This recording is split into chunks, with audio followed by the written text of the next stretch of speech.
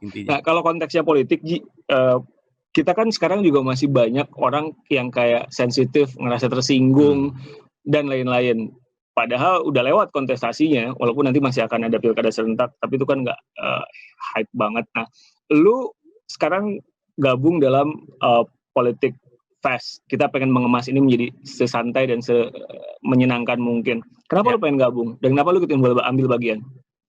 Karena gue selalu merasa kayaknya salah satu peran gue di masyarakat itu adalah untuk terus mengingatkan, terutama anak muda, bahwa lu boleh nggak suka politik, tapi untuk nggak peduli politik tuh aneh banget.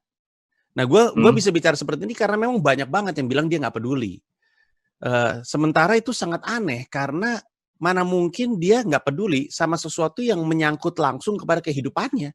Iya, kalau misalnya kebijakan lo mereka pada akhirnya. Orang kalau misalnya bilang, gue nggak suka politik, wajar. Karena mungkin bising, karena penuh dengan tipu-tipu, karena tendensius, wajar nggak suka. Tapi untuk nggak peduli itu aneh. Karena orang yang bilang mulutnya nih, gue nggak peduli politik, pasti dia peduli sama hal lain. Misalkan dia peduli gaming, misalkan dia peduli nongkrong, atau ngopi, atau pacaran, atau setidaknya dia peduli uang. Nah, semua yang gue sebut tadi, itu diaturnya di politik.